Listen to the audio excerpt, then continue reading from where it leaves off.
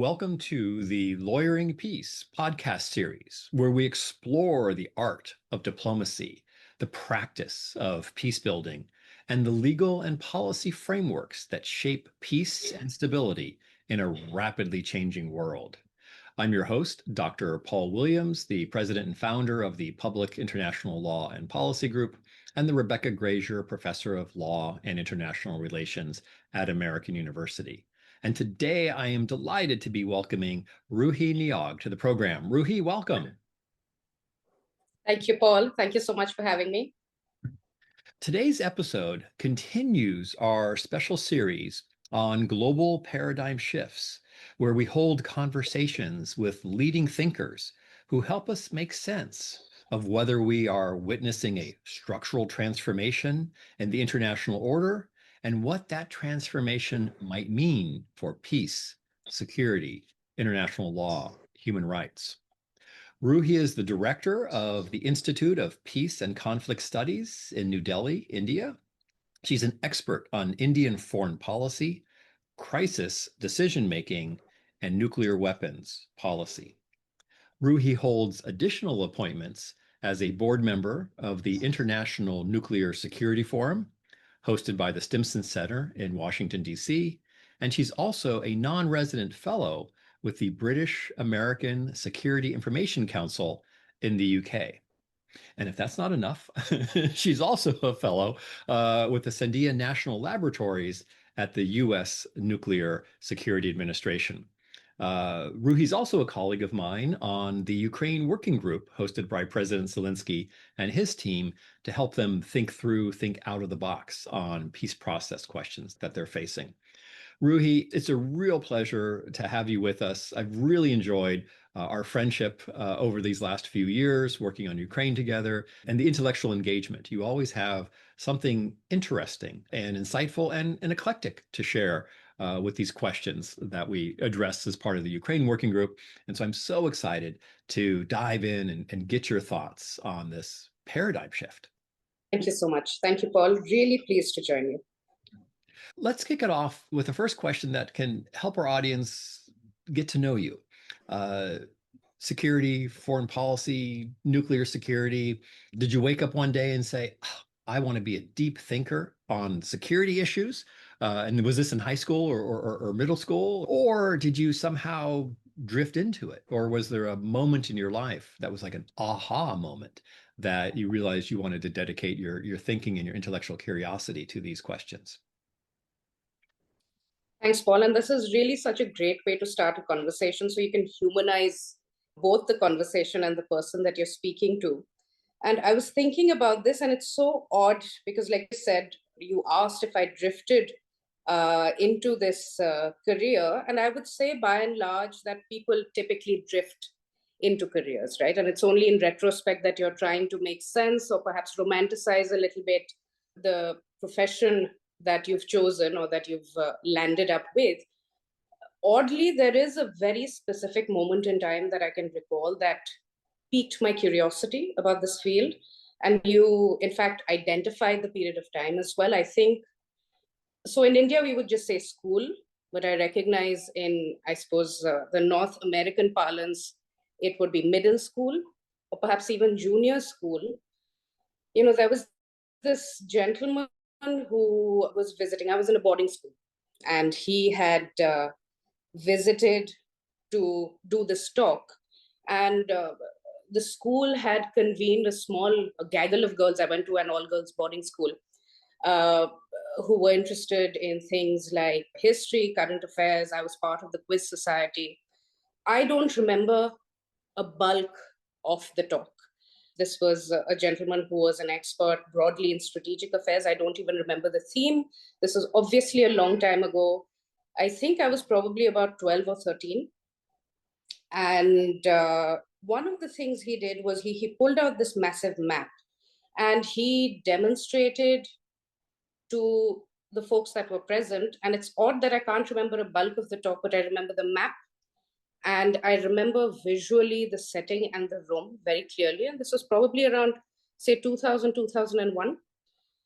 And he demonstrated to us how Pakistan based militants might be able to access India to mount an attack on it via the sea, via the Arabian Sea. And this was obviously at that time, I didn't have language to capture these ideas. I had never heard of the term strategic thinking at the time. I had certainly, I'm sure of it, never heard of think tanks or think tanks as a career option. And I remember thinking, this is so interesting, this kind of brainstorming, this demonstration of how these militants might use these different routes to plan their strategy, and then how India might respond in a situation like that. And obviously, as you know, several years later, this eventuality did come to pass in 2008 when Pakistan based militants conducted and effectively terrorized India through the Mumbai terror attacks. So while that was obviously a very sobering incident, in retrospect, I realized this was something that an idea of it had already been sort of implanted in my head several years prior. So that is, it's so odd that there is a specific moment in time. And I'm so glad you asked this question, because it did make me think about where I might have started, although I don't think I recognized its significance at the time. And I think more broadly, conceptually speaking, I studied, I don't know if you know this, but I studied literature for a couple of years. And then I won't say I transitioned, but I segued into international relations. And I think studying literature was also very useful in retrospect, because it helps me approach the study of security and foreign policy through a much more intersectional lens. And I'm not saying this sets me apart or makes me different, but I really appreciate the tools that it gave me for this career. So, both a moment and I suppose a longer term experience. Can't say whether it was a happy accident. I think I will need a lot more time to figure out how things shape up. But I would attribute my career to these experiences. No, Ruhi, it is so amazing how they always talk about, a butterfly flaps its wings and then there's a hurricane. It's the same for careers. Something happens, somebody says something that sparks your imagination and your interest. In my case, it was is my father was an engineer and he said, only got two pieces of advice. Never be an engineer and work for yourself. And so that sort of put me on the path. Oh, I guess I'll be a professor or a think tank like you, the ultimate working for yourself. Um, well, Ruhi, let's make use of some of these tools. And if you could help our listeners either, well, to think about and to characterize this paradigm shift. And I don't want to assume it is a paradigm shift. The answer could be, yeah, no, it's more of the same. It's just a little zig or a little zag. Just relax a little bit and don't be so excited about this paradigm shift. Or is it a paradigm shift and we should be excited about it? What's happening? What are we seeing in today's world? Um, there are shifts, certainly. And this is an excellent question to, frame I think, the limits of our conversation. There are shifts. I don't think it's a singular shift. I don't know if it's paradigmatic change yet. A lot of the commentariat, a lot of thinkers, scholars, etc., were assuming, and I feel like I am jumping the gun a little bit also in terms of the conversation, but it may even be a useful place to start, which is the assumption of multipolarity. When we say paradigmatic shift, we are also perhaps indicating that we are shifting from a certain type of global ordering to another type of ordering or disorder. Right? But my sense, very much, particularly with what we are seeing going on right now, is that it is very much a unipolar moment, but it's a unipolar moment that is being threatened, right? Whether it is being threatened by a rising China or it is being threatened by obviously a far less powerful but still consequential Russia that wants to reclaim some of its power. So while the unipolarity, and I think it's perfectly okay to acknowledge that the United States continues to be first among equals, and we have seen the clearest evidence of that. We are seeing it play out now. So while that unipolarity is being shaken, and potentially we could end up in a situation of unipolarity with some features of bipolarity, right? I don't think we are in that moment yet. And I think one of the dangerous things about making an assumption or wishful thinking about multipolarity is that it can skew analysis, right? As you know, I was at the Munich Security Conference last month, and there were so many roundtables I was interested to note that were themed around the concept of multipolarity. And what that does, especially in important platforms like that, is that it is already socializing a concept as in existence when, in my opinion, it is not in existence yet.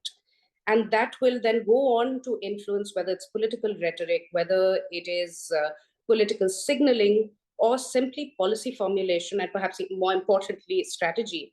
It will obviously have very significant implications. So, this is a bit of a ramble, and I'm not sure I entirely answered your question. But in terms of paradigmatic shift, my position very much is that there are shifts, but we need to be very careful and perhaps much more measured in our assessments of what the paradigm is and what the challenges to it are. I think, in terms of a clear reckoning, if we had to call it that, again, up until a couple of days ago, I should say, up until last weekend, a lot of our focus was on the reckoning that has come for Europe, right? In terms of its assessment of the United States or the United States' reliability as a transatlantic ally, but also for other actors, for example, for India as an Indo-Pacific partner, right? So it's those assessments, but also the kind of behavioral shifts and policy shifts, particularly with regard to military doctrine, that the United States' current administration is precipitating in other parts of the world. So if I had to talk about some sort of change, it's that sense of reckoning. And I think also because of all of these reverberations, there is, I think, a far more explicit acknowledgement of the fact that the so-called international rules-based order was never equal to begin with, right? It was always made by a few for the many. And that sort of acknowledgement always existed, I think, subconsciously, but that is much more front and center now. No, Ruhi, that's a really helpful way of thinking about it because I've had that same reaction. There's this notion, oh, middle powers plus and multipolarity and decline of America. That may come to pass, but at the moment it does still seem to be a unipolar,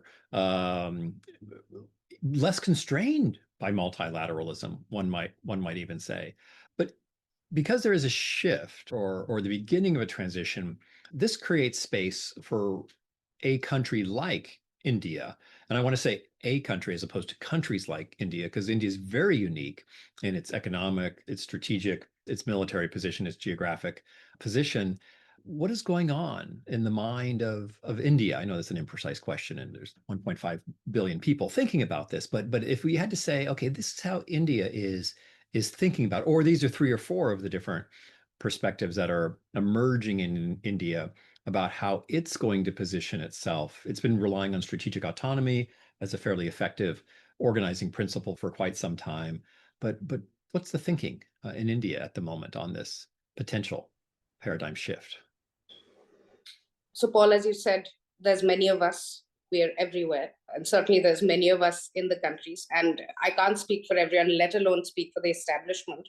But in my own head, if I had to sort of break down what India's thinking might be, I think one of the assessments is that there might be a situation where there might be more poles than the United States.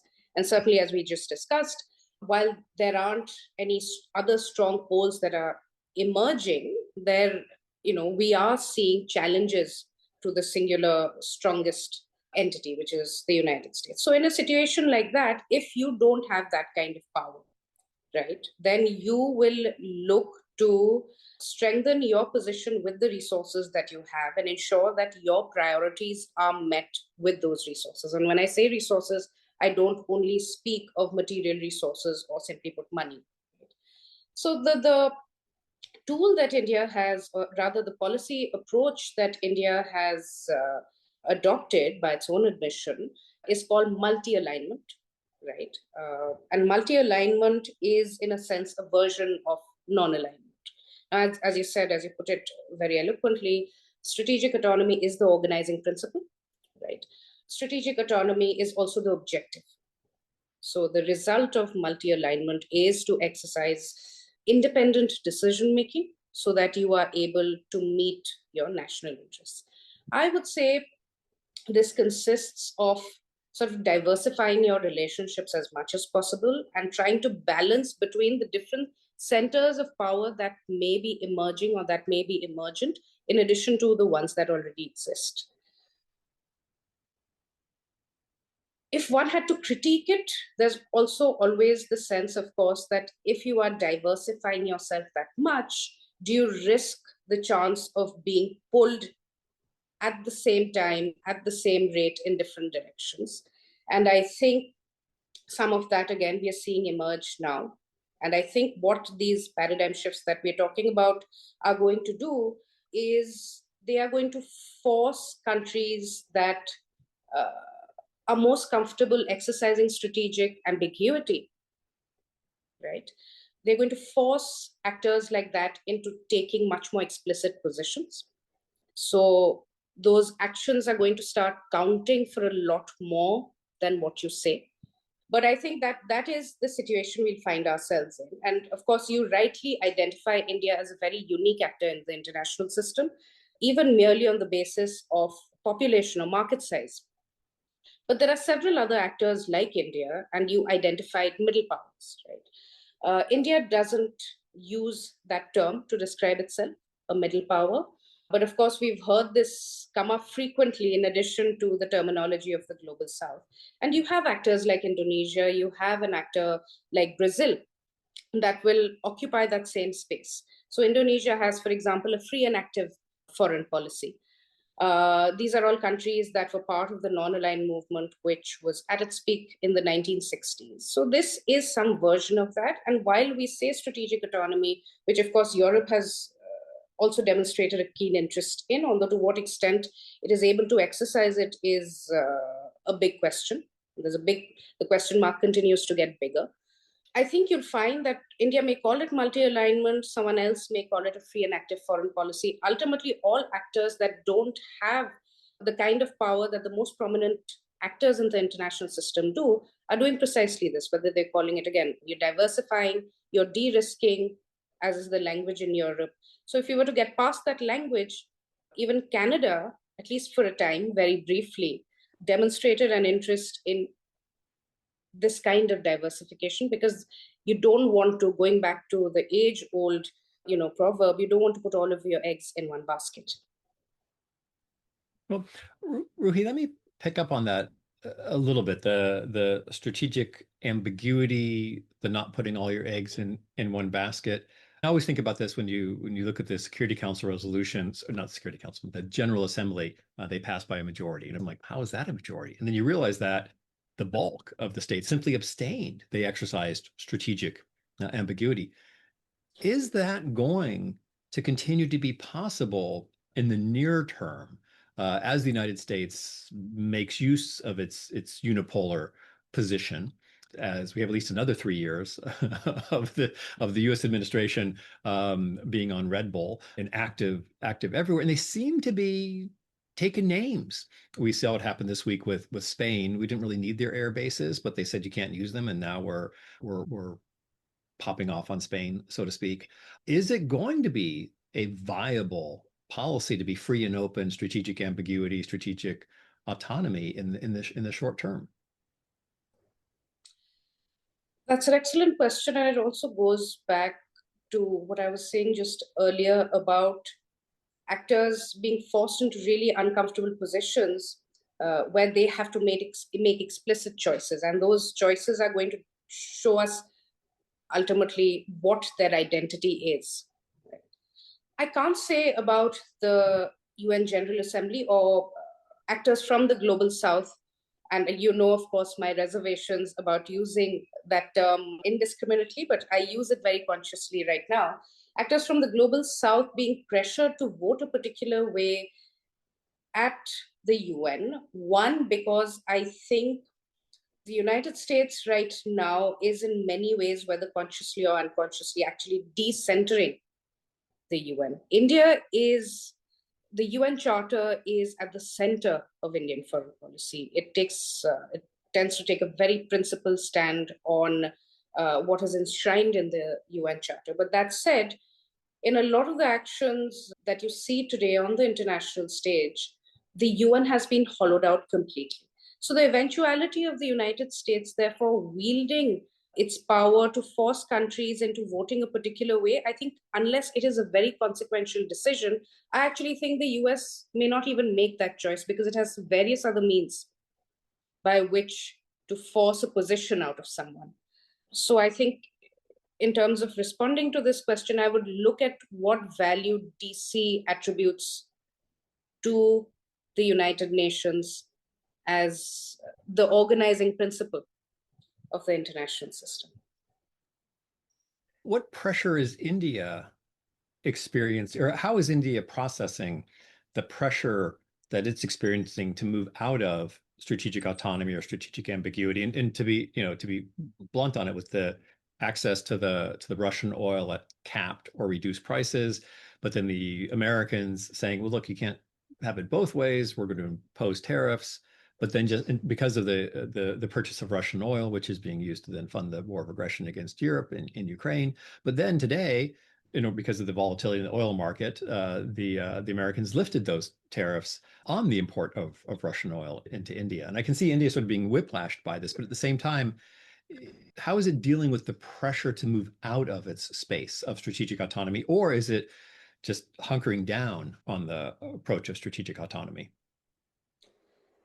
My sense is that it's hunkering down, and that's a really good way to put it. But it is hunkering down under very intense pressure. Like you said, there is this 30-day waiver on the purchase of Russian oil.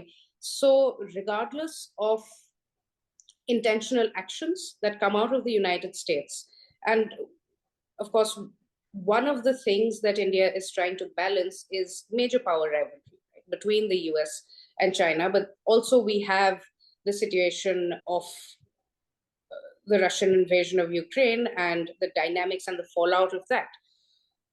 But simultaneously, we have an administration in the United States that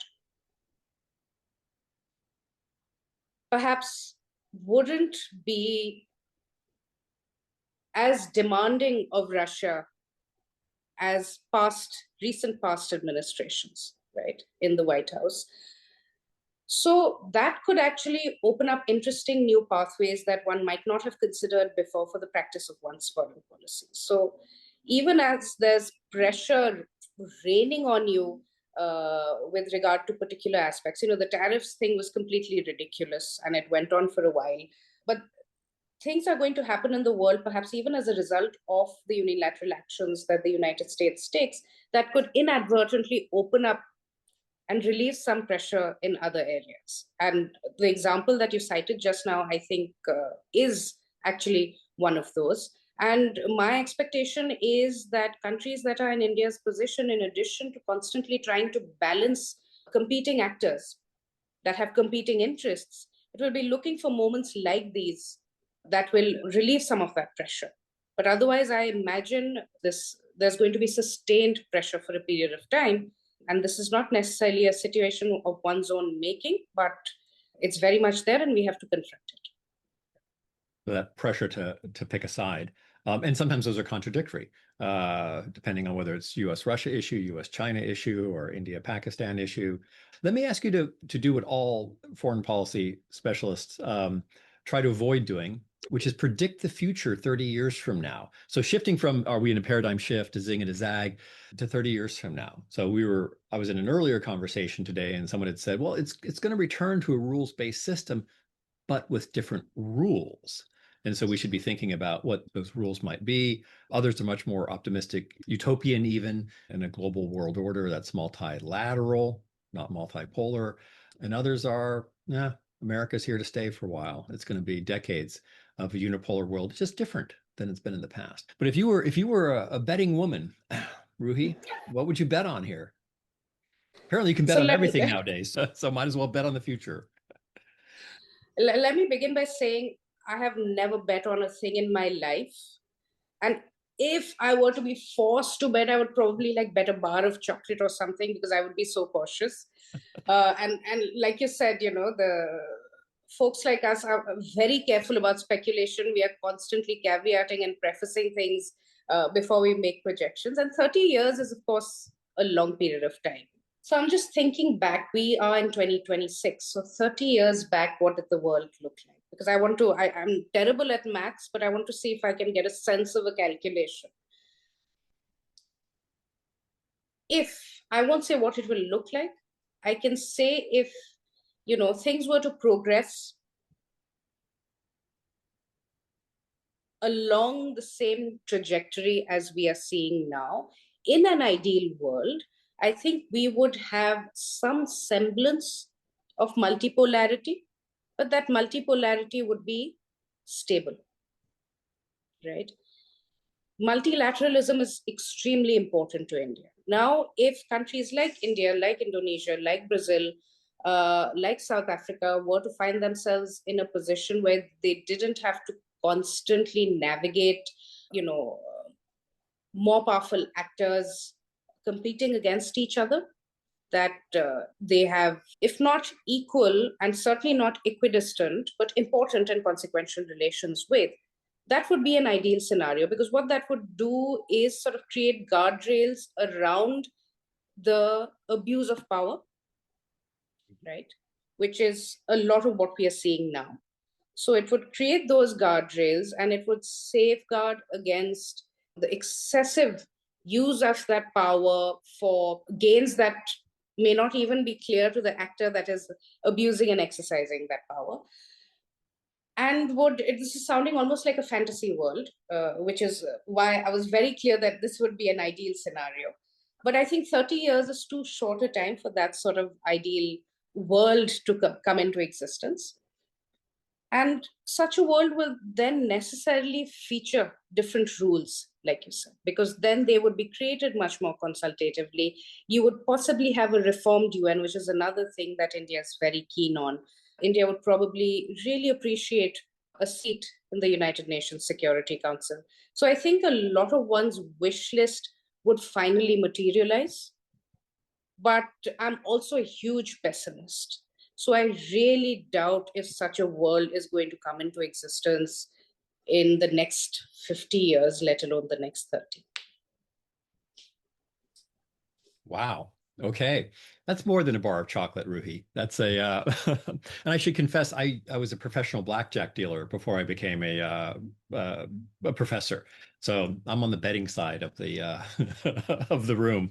But I would bet on your analysis, Ruhee. I'd go with you on that. Let's talk about regionalism, and specifically with respect to India's role in this notion of regionalism. And I say this because one of the popular themes floating at the moment is, okay, it's not going to be unipolar with the Americans, and it's not just going to be, or it may or be bipolar with the, in both senses of the word, with China and the United States. But you're going to see more regionalism. So, what are your thoughts? Everywhere else but India and the neighborhood, or nowhere? And we really are facing poles and multilateralism and not regional. The region is absolutely critical for India. And this is the region of South Asia, right? Mhm. India has these two policies within the larger ambit of its foreign policy. One is called the neighborhood first policy, and the other is called the look east policy. And all of these pertain to the immediate region, which is South Asia, but also to the extended neighborhoods of Southeast Asia and East Asia. And this is something that I speak about often, particularly when I'm interpreting Indian behavior to audiences abroad, which is that we recognize that India has ambitions for greater power and prominence on the international stage. And we're seeing some of that being acknowledged because of the way that the international system is mutating and creating different interests and interest groups over time. I think what I should say, I should reframe it and say that a stable neighborhood is absolutely critical to India's ambitions, greater global ambitions. And right now, South Asia is one of the most politically fractured political geographies in the world. right? Most of these countries don't get along with each other. There is, of course, a recognition that because of its sheer size and the size of its population, India is naturally one of the prominent actors in the region. But we should also remember that the region's neighbor is China, which creates once again these, competing interests within the framework of South Asia. And naturally, if I were a smaller country, I would try to play the bigger actors off against each other so that I can extract maximum concessions from both. So you see some of this playbook being used in the region, and this is not a new development. It's been going on for a long time. But quite apart from that, politically, domestic politics is often volatile across all of these countries. And the result of those domestic politics is that India has fluctuating relations with almost all of its neighbors, right? So the region itself features a lot of volatility, and India also has fluctuating political relations with the countries that surround it. Now, until we are able to achieve stability in the region, India will continue to be embroiled with affairs within the region, in addition to, of course, its own domestic politics, which are the priority. And in recognition of that, and acknowledgement of that, is this policy called the neighborhood first policy. So it is very important. Those are the first couple of steps that we need to ascend before we are able to set our sights. And well, we have already set our sights, but also ensure that our objectives, our greater foreign policy objectives, which are more global in scope, these are the things that will catalyze those ambitions. One of the tensions in the neighborhood is nuclear stability. India, Pakistan, China, nuclear armed states, and China dramatically increasing the number of its nuclear weapons. Then in Europe, you have France now talking about extending its nuclear umbrella either within NATO or aligned adjacent to NATO, to Poland, Sweden, Germany. Other countries are because of the potential paradigm shift or the unpredictability of the United States and its nuclear umbrella, are seriously thinking about acquiring nuclear weapons. This is one of your areas of expertise. Walk us through how we should be thinking about the nuclear stability in this age of a paradigm shift. When I think of global order, I think of it as comprising several constituent orders, one of which is nuclear order, right? And within nuclear order, I think we are seeing some of the most significant disturbances, if you want to call them that.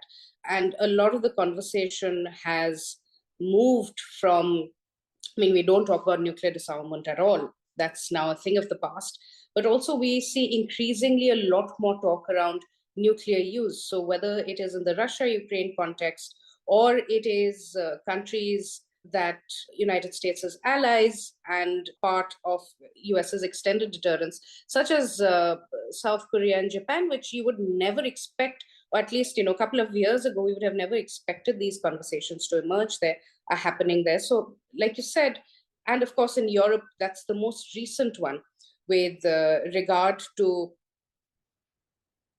having to be feared to be safe, and an increasing importance being accorded to what ifs around nuclear weapons possession and nuclear weapons capability. Would I have been safe if I had nuclear weapons, right? And I feel like that is a conversation that is coming up far more frequently now, and it will continue to accelerate as these conflicts that we are seeing in various parts of the world become much more intense. Now, in the South Asian case, within South Asia, of course, you have India and Pakistan that are nuclear armed states. And like you said, there's China as well. So India is effectively flanked by nuclear armed neighbors and, more importantly, nuclear armed adversaries, right? What's interesting to me is, it was the early 2000s, I think it was 2000, when Bill Clinton was visiting the region, he said something to the effect of South Asia is the most dangerous place on earth. And what that did, coming from a US president, was that it started framing a lot of our perception of these countries that possess nuclear weapons and this particular geography, to the extent that we started hearing the term, particularly from the West, of South Asia being a nuclear hotspot, right? Now, these language is very interesting to me, and language is very interesting to me, particularly in the way that they shape narratives and perceptions of things. But that said, there has, of course, been no instance of nuclear use between India and Pakistan. India has a no first use policy. Pakistan's policy is their nuclear doctrine is called full spectrum deterrence, and they have tactical nuclear weapons. So the threshold of use, according to them, is very low. India has a doctrine that is written down, but that is, of course, the declared nuclear doctrine. And one of the things it rests on is no first use. Now, India and Pakistan have had crises and military engagements several times. We had one as recently as last year, which sort of escalated very quickly. But what's been interesting about all of these is that they have always mercifully fallen short of the nuclear threshold, right? Nuclear escalation. Now, depending on how you look at this and depending on how you interpret it, it is either this sort of maturity and understanding that one, we definitely don't want to use nuclear weapons. They guarantee our security in a certain way, or they're the ultimate guarantor of security. But at least as India puts it, these weapons are for political purposes and political use only. They're not actually intended to be used, because the moment you use them, their actual utility is lost. Right. Now, you could see this as maturity. You could also see this as a great deal of complacency about two actors who think they know each other really well. Right.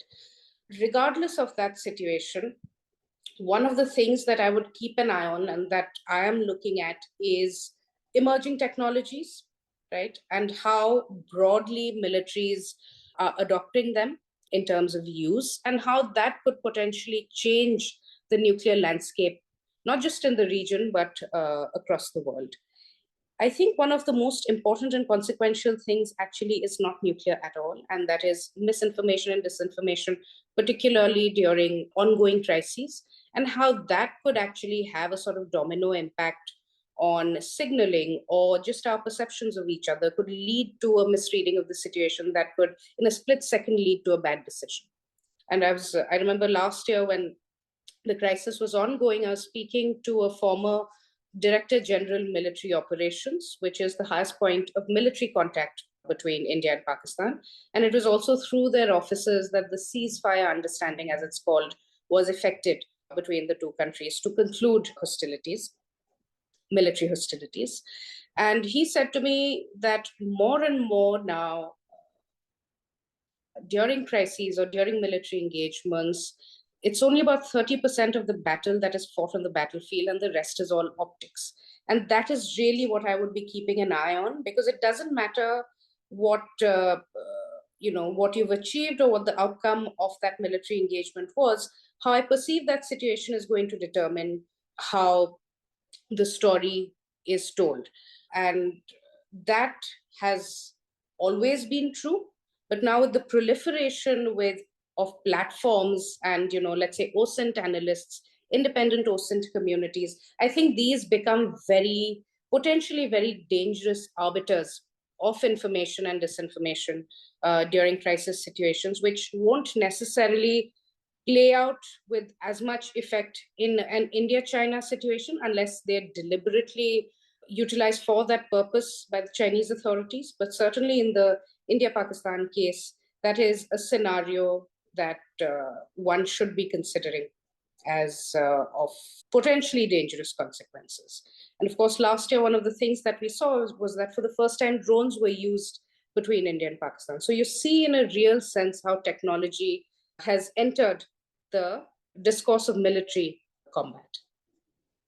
Well, Ruhee, that brings us back to something that you mentioned earlier, which is the domestic situation is crucial for India's role in the region and globally. And talk to us a little bit about how this potential paradigm shift intersects with the domestic situation in India. Obviously, tariffs or reducing the import of Russian oil has an economic consequence, but also domestically, how important is it for the population of India for India to be seen as a global player? And I know if I just walk down, well, I live in Washington, D.C., so everybody in my neighborhood thinks America should be a global player. And I'm from Cupertino, so everybody there thinks we should be a global. But between here and there, a lot of Americans are like, why are we bothering being the world's policeman? We know we're on the world stage, but why is this so important? What are we doing in the Middle East? How does the Indian domestic political scene play out, and to what degree will it impact and be impacted by this paradigm shift?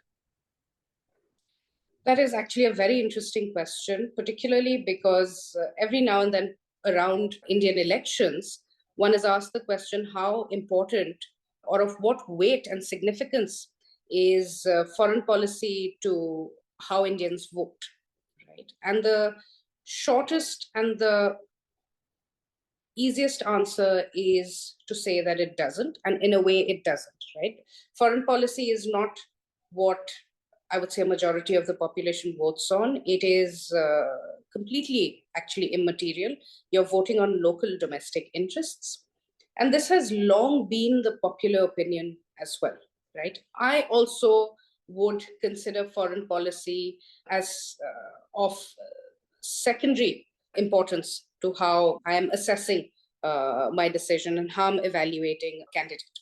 That said, what this position disregards, is the indirect impacts of foreign policy and how that can shape my perception of one, how I view India, and how well I think a particular political dispensation is carrying forward that idea of India, right? So that has very much to do with my understanding of India's identity, whether the government is doing justice to my expectations of that identity. You know, India as a post-colonial state has very clear and very strong ideas. I should say Indians have very clear ideas of who we should be and what our position in the world should be. So actually, most people would say to you that, of course, India should play a global role.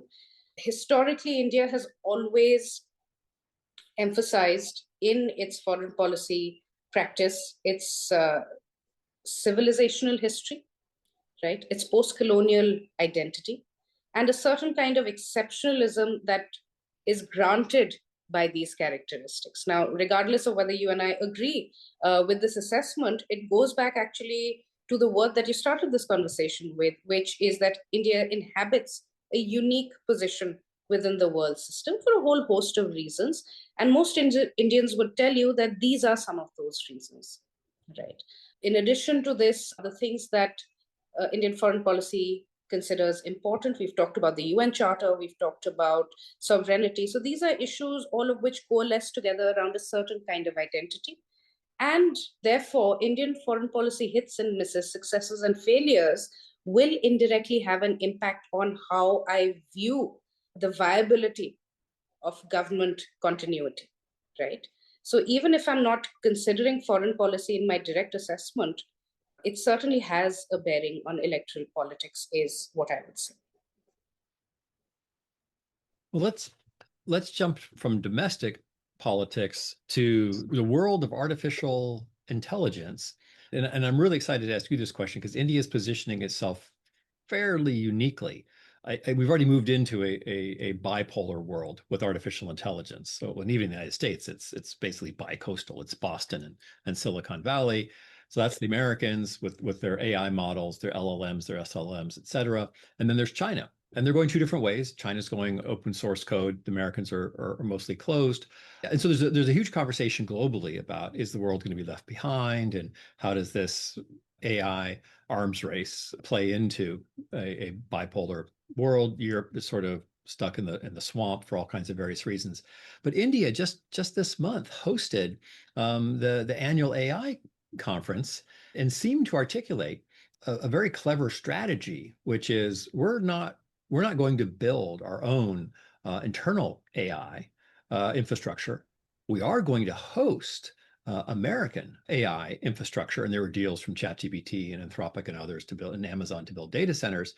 But what India said is, we're going to train our current and our next generation of our employment base on artificial intelligence. So we're not going to be building the artificial intelligence, but we're going to be the cutting edge of using the artificial intelligence. And that will be the third leg of the tripod of the global order of AI.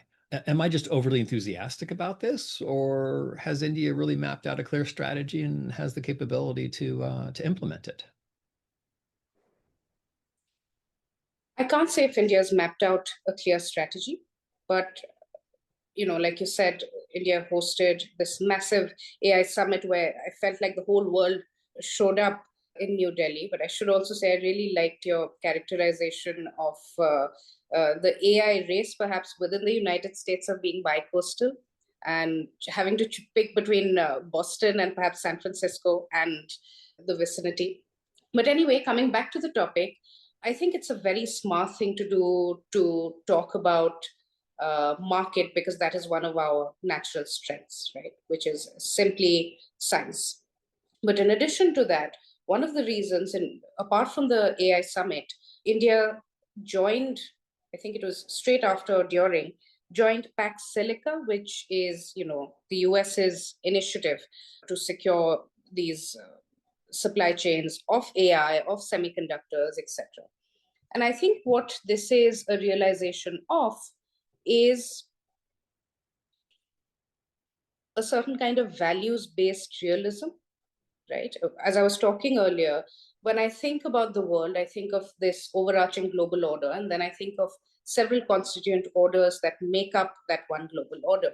And one of those orders, in fact, is the technology order, right?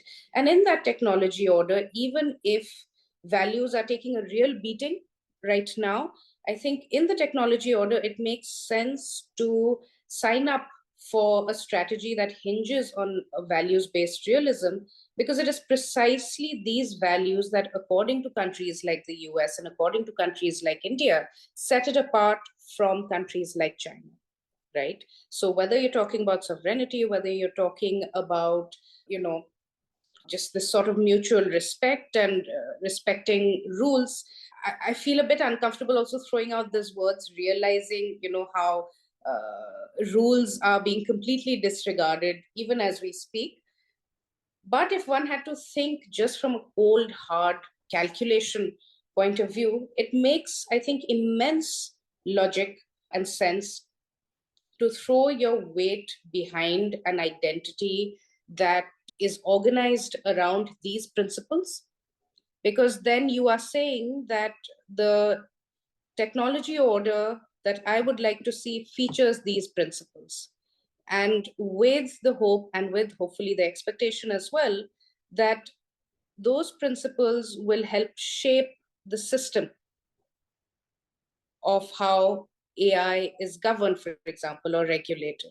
And I think what most of the global north and quite a bit and quite a few members of the global south would like to see is something built on the basis of fairness, equity, etc., etc.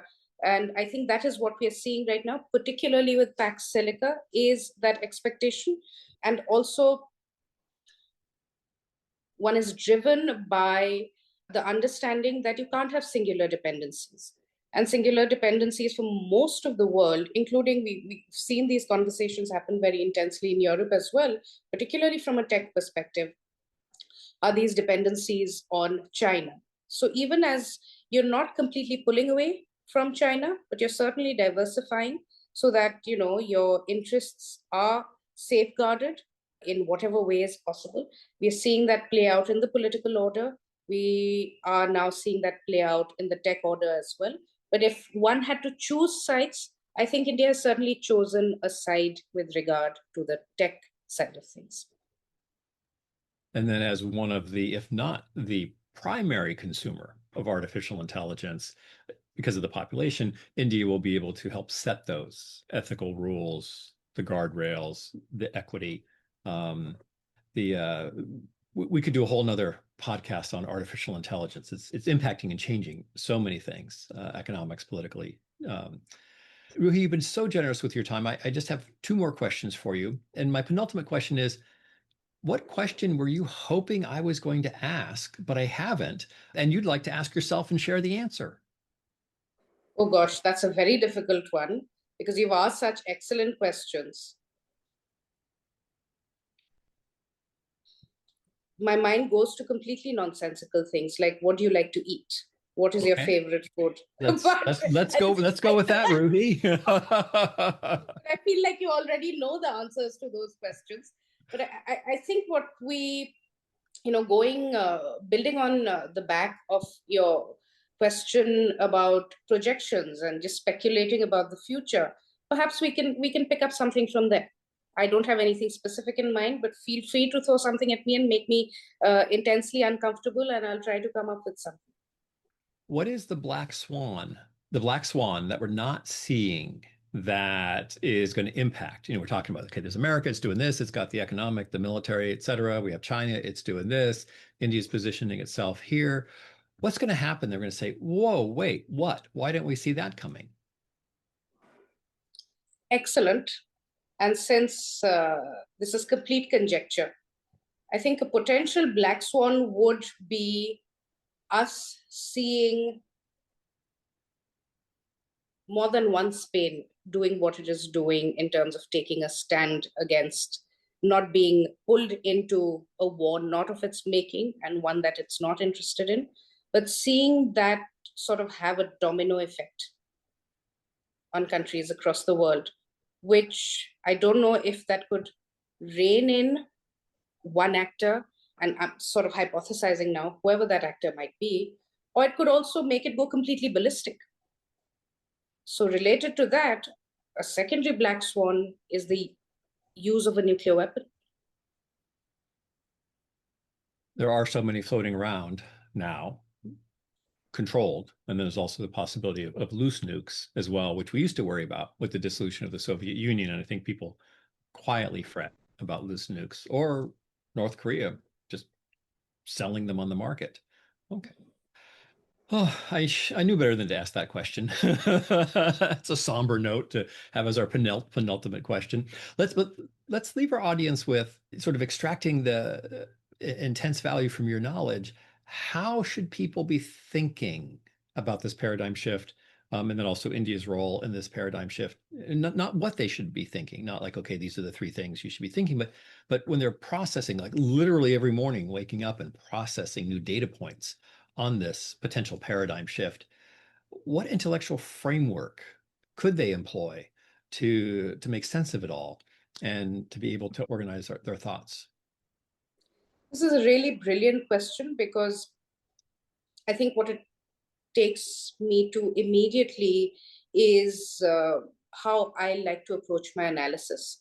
And I think one of the things that we should be engaging in a lot more, and when I say we, actually, I speak of foreign policy bureaucracies or states in general that are developing policy towards others, friends, but I think more significantly adversaries, is we over time we have stopped, well, not stopped, but what has reduced is a certain kind of empathy because we think that empathy is weak. But actually what empathy does is it helps you understand, it puts you in the shoes of another, and it helps you see things through their lens. And being able to understand a particular issue from that lens helps you construct your policy and strategy much better because it is sensitive to their priorities and their understanding, right? So whether it is military strategy or it is economic strategy, that kind of empathy is a very realistic way to make your planning as sound as possible. But in this era of we've brought misogyny right back to the table, I hear words being used in political statements that haven't heard in a long time, and I hear them being used with such ease, and just they're just casually thrown around that I there is therefore I think discomfort. If I were to throw the word empathy, I think a certain kind of machismo would prevent me from being comfortable with the use of that word when one is talking about war or war strategy. But I think actually empathy and that ability to see things through the eyes of another, and therefore understanding where their perceptions might come from and what their perceptions look like, is absolutely critical for your machismo to materialize in actual terms. So we no longer have values-based realism or flexible realism. We now have empathetic realism as a competing normative structure. Okay, I'm going to go with that, Ruhee. Empathetic realism. But no, it makes sense. It's seeing the world from someone else's perspective can enhance your tactics and your strategy. Ruhee, this has been such a pleasure. Every time we get together, no matter where it is around the globe for our Ukraine work or on our Zoom calls, I always learn something from you. And I feel very grateful to have had an entire hour just to plumb the depths of your knowledge on this paradigm shift, on India's role, and what we can expect and or hope for the future. So Ruhee, thank you for sharing such insightful reflections with me and with our thousands of listeners. Thank you so much, Paul. I really enjoyed this best use of my Friday evening, and I'm not being ironic. Thank you very much, and I really enjoyed this. Thank you, Ruhee, and thank you to our listeners for joining us on this episode of Lawyering Peace. Until next time.